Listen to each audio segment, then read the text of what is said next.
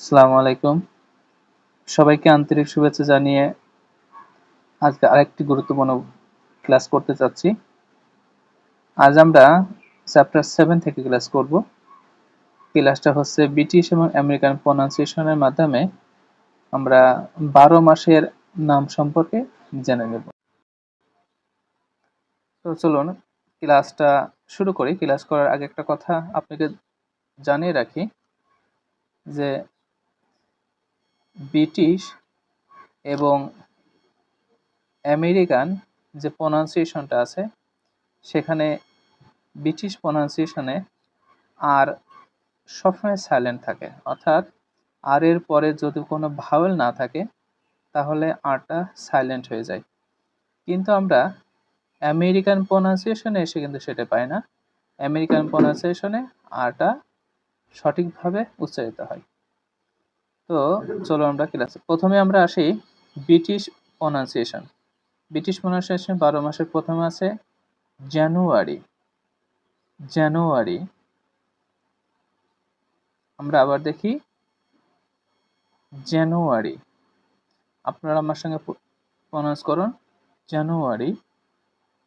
তারপর আছে ফেব্রুয়ারি। ফেব্রুয়ারি। March. March. অর্থাৎ আমি আপনাদেরকে আগে বলেছি ব্রিটিশ প্রনাউন্সিয়েশনে আর কে উজ্জ্ব রেখে প্রনাউন্স করা হয়, তাই এখানে হবে মার্চ। এপ্রিল। এপ্রিল। এপ্রিল। মে।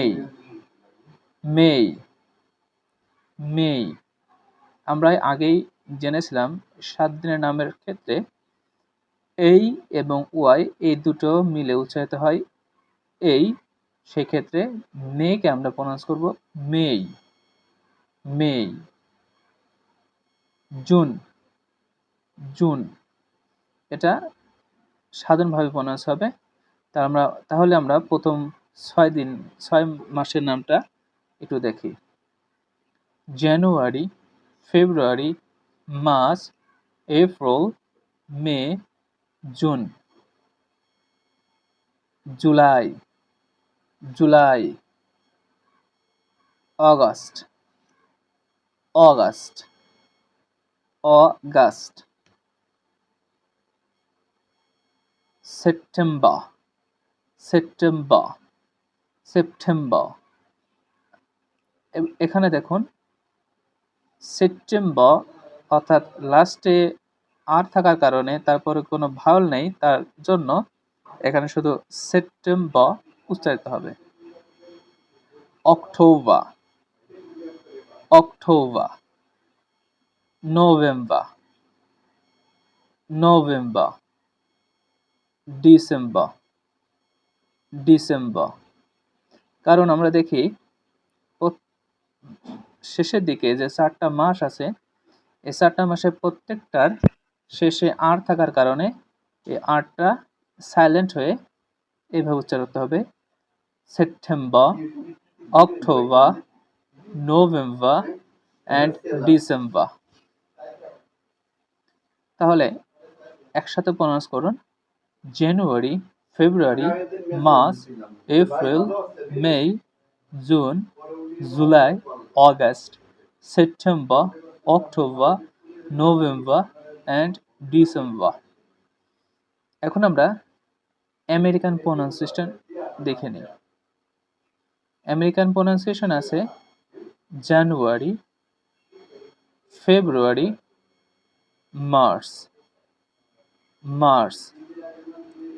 আমেরিকান প্রনাউন্সিয়েশনের ক্ষেত্রে আর কে তারা সরাসরি ব্যবহার করেছে, ওই জন্য উচ্চারিত হয়েছে মার্চ। এপ্রিল, মে। এখানে আবার আমেরিকানটা সাধারণভাবে প্রনাউন্সিয়েশন হয়েছে জুন, জুলাই, অগাস্ট, সেপ্টেম্বর। আমরা এই ব্রিটিশ বিশেষ করে ইন্ডিয়া, পাকিস্তান এবং বাংলাদেশে ইংলিশটাকে যেভাবে কমনলি দেখা হয় যে আরটা আমরা উচ্চারণ করি সে আরটা এখানে উচ্চারিত হয়েছে, যার কারণে বলা হচ্ছে American September, October, November, December.